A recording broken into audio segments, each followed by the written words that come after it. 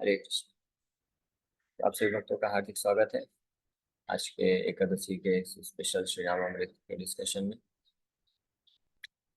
तो आज हम लोग चर्चा कर रहे हैं 15th जो है 15th चैप्टर चैप्टर नहीं है, पहले चैप्टर का 15वां भाग है।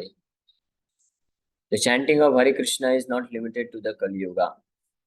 हरे कृष्ण मोहम्मद केवल कलयुग बस के लिए लिमिटेड नहीं, हालांकि कलयुग में ये ज्यादा शक्तिशाली नहीं। शक्तिशाली तो हर जगह है, हर युग में है, ऐसा भी कोई बात नहीं है केवल कलयुग में ज्यादा शक्तिशाली है। लेकिन कलयुग में बाकी जो प्रोसेसेस हैं वो सब निस्तेज हो जाते हैं, उनका ज़्यादा कोई प्रभाव नहीं प्राप्त कर सकता। लेकिन हरिनाम एक ऐसा है जो सतयुग में, द्वापर, त्रेता और कलयुग में हमेशा ही हमेशा जो है समान रूप से पावरफुल बना रहता है। The chanting of Hare Krishna is not limited to the Kaliyuga but it is applicable to other ages as well.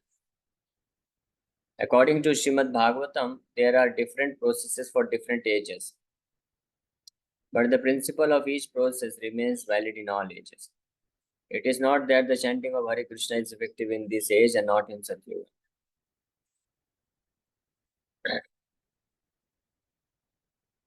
Nor is it that people were not chanting the holy names of Krishna in Satyuga. In Satyuga, meditation was the main process, and great munis meditated for periods extending upward of 60,000 years. Chaitanya Mahaprabhu introduced the chanting of Hare Krishna, Krishna Krishna, Hare Hare, Hare Ram, Ram Ram, Hare Hare, as a great means of propaganda for spreading love of God. It is not that it is recommended only for Kali Yuga. Actually, it is recommended for every age. There have always been many devotees who have chanted and reached perfection in all ages. That is the beauty of this Krishna consciousness movement. It is not simply for one age or for one country or for one class of people. Hare Krishna can be chanted by any man in any social position, in any country, and in any age. For Krishna is the supreme lord of all, in all social position, in all countries, in all ages. तो हरिनाम जब जो है केवल ऐसा नहीं कि कलयुग का तो ये मुख्य प्रोसेस है, मेन प्रोसेस है, या आप बोल सकते हैं कि कलयुग का द ओनली प्रोसेस ऑफ कलयुग। कलयुग का एकमात्र जो प्रोसेस, हरे नाम हरे नाम एव केवलम बोला गया, इसलिए इसको कलौ नास्ते व नास्ते नास्ते करके रहते हैं। इस कलयुग में हरि नाम ही केवल एक उपाय है, और इसके अलावा और कोई उपाय नहीं है, कोई उपाय नहीं, कोई उपाय नहीं है। जितने भी शास्त्र हैं वो चीख चीख के ये बात बोलते हैं, लेकिन दुर्भाग्यवश कुछ लोग तो जो होते हैं अपने कान बंद करके रखे या अंधे होते हैं, तो वो शास्त्रों की बातों को सुन नहीं पाते हैं, इसलिए लगे हुए हैं। कोई ध्यान योग करने में लगा है, कोई यज्ञ कर रहा है, कोई पूजा अर्चना में लगा हुआ है, लेकिन वो सबसे रिजल्ट मिल ही नहीं सकता है, पॉसिबल ही नहीं। तो इस युग के लिए केवल हरिनाम ही एकमात्र उपाय है। लेकिन अन्य युगों में भी, सतयुग, द्वापर और त्रेता में, जबकि ध्यान योग लोग कर पाते थे या यज्ञ कर पाते थे, तो उस वक्त भी कलयुग, उस वक्त भी हरिनाम जो है एक साधन हुआ करता था, और कई लोग हरिनाम का सहारा लेकर ही अपने जीवन को परफेक्शन करते थे। यानी कहने का मतलब ये है कि बाकी जो प्रोसेसेस हैं, ध्यान योग है जैसे, वो केवल सतयुग में काम आता है, और यज्ञ है वो केवल त्रेता युग में काम आता है, और पूजा अर्चना भगवान का वो केवल द्वापर में काम आता है। लेकिन हरिनाम जो है वो सतयुग, द्वापर, त्रेता, कलयुग चारों युग में काम आता है। और हरिनाम इसलिए इतना विशेष, इतना पावरफुल है कि कलयुग में केवल यही काम आता है, और इसके अलावा और कोई उपाय नहीं। हम लोग कौन से जीव के प्राणी हैं, कौन से युग के प्राणी हैं हम लोग कलयुग के प्राणी हैं। इसलिए हमको तो विशेष रूप से केवल हरिनाम का आश्रय लेना चाहिए, जो भी बुद्धिमान है। इसीलिए सुखदेव गोस्वामी स्पष्ट शब्दों में बोल दिए हैं, यज्ञ संकीर्तन प्रायर यजंते ही सुमेधस। इस कलयुग में जो वास्तविक बुद्धिमान व्यक्ति हैं वो भगवान श्री चैतन्य महाप्रभु का उपासना पूजा करते हैं हरिनाम संकीर्तन के द्वारा। तो कल तो इस प्रकार से अन्य युगों में भी हरिनाम था। जैसे उदाहरण के लिए आपको मालूम होगा प्रहलाद महाराज। प्रहलाद महाराज कौन से युग में तपस्या किए? सतयुग में। सतयुग में थे ना प्रहलाद महाराज। हिरण्यकशिपु, हिरण्याक्ष सब सतयुग में हुए। त्रेता युग में तो भगवान रामचंद्र आए, रावण का वध किए। तो सतयुग में प्रहलाद महाराज, जो सतयुग का मुख्य प्रोसेस है, मेन विधि है भगवत प्राप्ति की, ध्यान योग। प्रहलाद महाराज जंगल गए ध्यान योग करने के लिए, तो अगर प्रहलाद महाराज ध्यान योग का सहारा लेते तो उनको हजारों साल लग जाता और वो परफेक्शन हासिल कर सकते थे, हजारों साल लग जाते भले ही। लेकिन रास्ते में कौन मिल गए, शीला नारद मुनि मिल गए और उनसे दीक्षा प्राप्त करके उन्होंने उनको हरिनाम दे दिया। तो वो दोनों कंबाइंड करके कार्य किए। जंगल में गए और ध्यान कर रहे थे, लेकिन किसका ध्यान, ओम नमो भगवते वासुदेवाय, ये मंत्र जप करते करते भगवान के नाम को जप करते करते ध्यान कर रहे थे। और इसके प्रभाव से कितने महीने में, केवल 6 महीने में अपने जीवन को सिद्ध कर लिए। पूर्ण रूप से हृदय शुद्ध हो गया और साक्षात भगवान नारायण उनके सामने प्रकट हो गए। ये है प्रभाव, सोचिए। यानी हरिनाम, इसका मतलब सतयुग में भी इतना पावरफुल था। जो जिस प्रकार का भगवत साक्षात्कार बड़े बड़े ऋषि मुनि 60,000 साल तपस्या करके भी नहीं प्राप्त कर पा रहे थे सतयुग में। जैसे विश्वामित्र मुनि 60,000 साल तक तपस्या किया तुमने, फिर भी पूर्ण रूप से हृदय शुद्ध नहीं हुआ और वो फंस गए माया में, फिर वापस से किए। तो जैसे सौबरी ऋषि, वो भी 10,000 साल तक यमुना के अंदर बैठ के ध्यान योग कर रहे थे। तो जो सतयुग में हजारों वर्षों तक प्राप्त करने से जो सक्सेस प्राप्त होता है, वो भी हर किसी को नहीं। तो सतयुग में भी हरिनाम का आश्रय लेने से, हरिनाम जप करने से कुछ ही महीने कुछ साल में जो भक्त है परफेक्शन, परम सिद्धि को प्राप्त कर लेते थे। ये हरिनाम की असीम महिमा। ऐसे अनेकों अनेक उदाहरण है। ये तो भागवत से डायरेक्ट उदाहरण प्रहलाद महाराज का उद्धृत हमने किया, प्राप्त होता है जो सतयुग का है। इसी तरह त्रेता युग में, द्वापर युग में भी, हर युग में जो वास्तविक बुद्धिमान व्यक्ति हुए हैं, और बुद्धिमान व्यक्ति कौन होते हैं, भक्त ही होते हैं। तो हर युग में जो भक्त हुए हैं, भक्तों ने भले ही उस युग के जो प्रोसेस है उसका सहारा लिया उन्होंने, लेकिन अच्छा सॉरी, हाँ, ध्रुव महाराज, मैं प्रहलाद महाराज बोल दिए। ध्रुव महाराज गए थे हिमालय में, जंगलों में, और तपस्या करके वो किए थे। और प्रहलाद महाराज भी जो है, उन्होंने भी भगवान विष्णु के नाम का स्मरण किया। तो वो भी सतयुग में थे, उन्होंने भी परफेक्शन हासिल किया। तो हर युग में जो भक्त हुए हैं, उन्होंने उस युग के प्रोसेस का पालन किया है, लेकिन साथ साथ में भगवान के नाम का स्मरण और जप भी किया है। और ये कंबाइंड तरीके से बहुत जल्दी सिद्धि प्राप्त हुई है। जो अन्य लोग हैं जो भक्त नहीं बने हैं, जैसे योगी हैं, ज्ञानी हैं, इन लोगों ने उस युग के जो प्रोमिनेंट प्रोसेस है उसी का सहारा लिया मात्र, और उनको बहुत लंबे समय पश्चात परफेक्शन हासिल हुआ, और फिर बाद में वो भी भक्त बने, फिर भगवान का ही स्मरण किए, वो भी उसी जगह पहुंचते हैं। लेकिन भक्तों ने डायरेक्ट भगवान का स्मरण करके, नाम जप करके और पूर्ण परफेक्शन को हासिल करते हैं हर युग में। और विशेष रूप से इस कलयुग में तो नाम जप से ही व्यक्ति परम सिद्धि को प्राप्त करता है।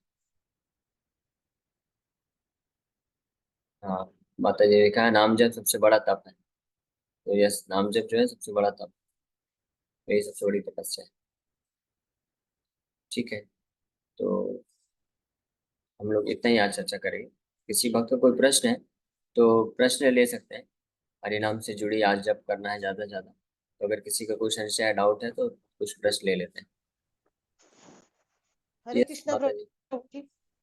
हरे कृष्ण। पहले मैं ये वाली माला फिर जपती थी, क्या कहते हैं, जो प्रहलाद महाराज भक्त थे, अच्छा। तो वो मेरे को बंद करा के फिर हरि नाम का ये वाला माला बोला है किसी ने, तो मैं ये करने तो लगी। पर क्या वो भी गलत था क्या? गलत नहीं है, बिल्कुल गलत नहीं है, क्योंकि उसमें भी भगवान हरि का नाम है। तो बंद कराया गया तो वो ऐसा नहीं, इस भाव से नहीं कराया गया कि वो गलत है इसलिए बंद कराया गया। लेकिन जो और ज्यादा इफेक्टिव है और पावरफुल है वो आपको दिया गया है। तो हालांकि आपके पास चॉइस है, अगर आप ओम नमो भगवते वासुदेवाय करना चाहते हैं तो वो भी करिए, लेकिन साथ में हरे कृष्ण महामंत्र करिए ज्यादा मात्रा में। ठीक है, क्योंकि इस कलयुग के लिए विशेष रूप से कली संतरण उपनिषद में स्पष्ट ब्रह्म जी वर्णन करते हैं, हरे कृष्ण कृष्ण कृष्ण हरे हरे, हरे राम राम राम हरे हरे, इति षोडशकम नाम नाम कली कलमशनाशम नातरो परतरोपाय सर्व वेदेषु दृश्यते। ये जो हरे कृष्ण महामंत्र है, इससे और सर्वश्रेष्ठ उपाय मुझे पूरे वेद साहित्य में नहीं मिलता है, इस कलयुग के लिए विशेष रूप से। नहीं, और उसको मुझे गलत बता दिया गया कि आप गलत माला करो। नहीं, गलत नहीं है बोल सकते। अगर कोई दीक्षा लिया है गौड़ी संप्रदाय में, तो उसको हरे कृष्ण महामंत्र मिला है, तो उसको तो केवल हरे कृष्ण महामंत्र जप करना चाहिए। लेकिन जो दीक्षा नहीं लिया है, तो बाहर वो हरिनाम लेते हैं अलग अलग, जो है राम का, कृष्ण का, हरि का और वासुदेव, तो उसमें गलत नहीं है, वो आपको लाभ मिलेगा नाम जप करने में। लेकिन नहीं, इस जैसे कलयुग मैंने के किसी लिए, की भी अभी तक दीक्षा नहीं ले रखी है प्रभु जी। हाँ ठीक है, तो अब मैं समझ गया आपका प्रश्न। अब मेरा उत्तर आप उस पर विचार करके आप करिए। ठीक है, तो जिन्होंने बोला ठीक है, अब उस पर उतना ज्यादा चर्चा क्यों करना कि उन्होंने क्यों गलत बोला। उसके लिए हम लोग इस फोरम में थोड़ी ना, हम लोग ये चर्चा कर रहे हैं कि भगवान का नाम, नाम नामकारी बहुधा निज सर्व शक्ति तत्रार्पिता नियमित स्मरणे न काला। तो श्री चैतन्य महाप्रभु शिक्षा चक्र के दूसरे श्लोक में स्पष्ट बोलते हैं कि भगवान हरि के अनेकों अनेकों नाम हैं। राम, नरसिंह, वराह, वासुदेव, मधुसूदन, गोविंद, माधव, मुरारी, कृष्ण। तो कितने सारे नाम हैं। तो कोई भी नाम जो है, भगवान के नाम जो है पूर्ण रूप से शक्तिशाली है, कोई कम ज्यादा नहीं है, सब बराबर शक्तिशाली रखते हैं, शक्ति रखते हैं। तो भगवान के नाम में पूर्ण शक्ति है। लेकिन हमको साथ में ये भी अपनी योग्यता भी देखना है कि क्या हम योग्य हैं पूरी तरह से। तो हम भगवान के नाम को योग्य लेने के लिए योग्य नहीं है। इसलिए हम श्री चैतन्य महाप्रभु की कृपा से उनके आश्रय में रह करके वो जिस प्रकार से बताते हैं वो हम करते हैं। तो उससे हमको डबल बेनिफिट मिलता है। तो हरिनाम जप करने का बेनिफिट मिलेगा, लेकिन साथ में उनका आशीर्वाद से, उनकी कृपा से हम नाम के प्रति जो अपराध है उससे भी धीरे धीरे मुक्त हो पाएंगे। अगर अगर कोई भी व्यक्ति स्वतंत्र रूप में भगवान के किसी भी नाम का जप करता है तो उसको लाभ मिलेगा। जितना नाम में शक्ति है और वो जितना जप करता है तो नाम अपराध होता है तो उतना लाभ ही मिलेगा। लेकिन अगर कोई अपने आप को अपराध से मुक्त करके किसी परम वैष्णव के आश्रय में रह करके करना चाहता है तो उसके अकॉर्डिंग उन्होंने जिस प्रकार से नाम दिया है वो जप करना चाहिए। और इस कलयुग में विशेष रूप से भगवान कृष्ण चैतन्य महाप्रभु के रूप में आए हैं, योगावतार के रूप में। उन्होंने हरे कृष्ण महामंत्र का प्रचार प्रसार किया है, तो इसलिए हम सब लोग हरे कृष्ण महामंत्र को जप करते हैं। ठीक है, दूसरी बात, हमको इतना, अगर भगवान के सब नाम में बराबर शक्ति तो हरे कृष्ण मंत्र भी तो वही है ना, कोई अंतर नहीं है भगवान के लिए। लेकिन ये रिकमेंडेड प्रोसेस है। यहाँ तक कि प्रभुपाद जी एक लेक्चर बताते हैं, गीता में भगवान भी बोलते हैं कि ओम जो है, ओम, ओम कृष्ण ही है। जितनी शक्ति कृष्ण के नाम में उतनी शक्ति ओम में भी है। लेकिन ओम जो है रिकमेंडेड प्रोसेस नहीं है इस कलयुग के लिए। इसलिए ओम जप करके, ओम का उच्चारण करके उतना लाभ आप नहीं प्राप्त कर सकते जितना हरे कृष्ण महामंत्र का जप करके कर सकते हैं। शक्ति दोनों में बराबर है, लेकिन रिकमेंडेड प्रोसेस, रिकमेंडेशन भी होता है ना। जैसे एक आपको उदाहरण देता हूँ कि मेडिकल स्टोर में बहुत सारी दवाई है, हाँ, और सबकी सब दवाई इफेक्टिव है, ऑथराइज है, सब दवाई जो है काम करती है। लेकिन आपको वही दवाई सूटेबल है जो आपको डॉक्टर ने रिकमेंड किया है। डॉक्टर ने जिस दवाई को लेने के लिए आपको बोला है वो दवाई अगर आप प्रॉपर डोज में लेंगे तो आप बीमारी से ज़्यादा अच्छे से दूर हो जाएंगे, जल्दी दूर हो जाएंगे। अगर कोई डायरेक्ट जाता है मेडिकल स्टोर में और बोलता है कि मुझे ये सिम्टम्स हैं, और जो मेडिकल स्टोर का व्यक्ति है वो उसके हिसाब से कोई भी दवाई दे देता है, तो वो वर्क कर सकती है, लेकिन उतना इफेक्टिव नहीं होगी जितना डॉक्टर के द्वारा रिकमेंडेड जो दवाई होगी। तो इसलिए मेडिकल स्टोर में सब दवाई सही है, गलत नहीं है कोई भी दवाई। लेकिन हमको अपने मन से कोई भी दवाई उठा के नहीं करना चाहिए। तो ओम नमो भगवते वासुदेवाय नारद मुनि के द्वारा दिया गया था प्रहलाद महाराज को, ये भी बहुत महत्वपूर्ण है। प्रामाणिक आचार्य शुद्ध भक्त जो हैं, जो संप्रदाय में आते आचार्य हैं, उनसे हमको भगवान का मंत्र प्राप्त करना चाहिए, तब वो इफेक्टिव होगा पूर्ण रूप से। नहीं तो अगर हम केवल अपने मन से कोई भी नाम उठा के हम जप तो कर सकते हैं, तो ऐसा नहीं है कि आपको पाप लगेगा, लेकिन उसका पूर्ण लाभ नहीं मिलेगा, आपको केवल भौतिक लाभ मिल जाएगा।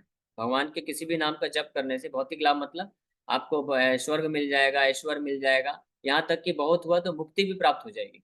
लेकिन अगर कोई भगवान के चरण कमलों में शुद्ध भक्ति प्राप्त करने का इच्छा रखता है, प्रेम विकसित करना चाहता है, तो उसको किसी न किसी प्रमाणिक आचार्य के द्वारा जो मंत्र दिया गया उसी का जप करना चाहिए।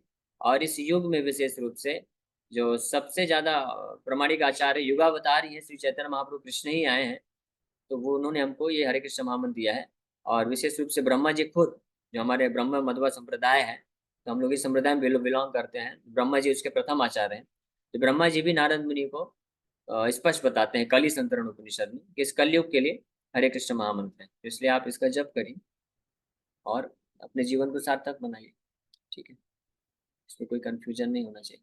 और अगर, और स्पष्ट, कल शाम की क्लास शायद आप नहीं आई थी, तो शायद यूट्यूब में डाला जाएगा, तो आप सुनिए कि कैसे भगवान के नाम तो सब एक हैं, लेकिन फिर भी नाम के जो प्रभाव हैं वो अलग अलग प्रकार से प्राप्त होते हैं। जैसे कल हमने ये चर्चा किया था कि दुर्गा देवी खुद, दुर्गा देवी को उन्होंने पहले दीक्षा लिया विष्णु सहस्त्र नाम में, भगवान शिव से, तो वो मंत्र जप करती थी। बाद में उन्होंने देखा कि शिव जी राम नाम का जप कर रहे हैं, राम का नाम जप कर रहे हैं, यानी कुछ और ये विशेष है क्या।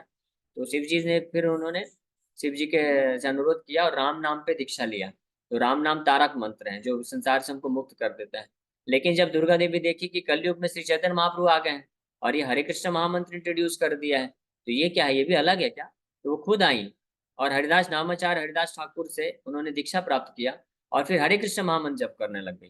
तो वो हरे कृष्ण महामंत्र जप कर रही है, भगवान शिव भी हरे कृष्ण महामंत्र जप कर रहे हैं, ब्रह्मा जी तो हरिदास ठाकुर के रूप में आके 3 लाख नाम जप किए डेली। और जितने भी महान महान आचार्य हुए और देवता हुए, सब जो है कलयुग में श्री चैतन्य महाप्रभु के आने पे सब हरे कृष्ण महामंत्र जप कर रहे हैं। पहले वो जो भी करते थे वो करते हैं, लेकिन अभी इस समय भगवान स्वयं ब्रजेंद्र नंदन कृष्ण हरे कृष्ण महामंत्र हमको देखे गए, तो उसको हमको जप करना चाहिए। ओके।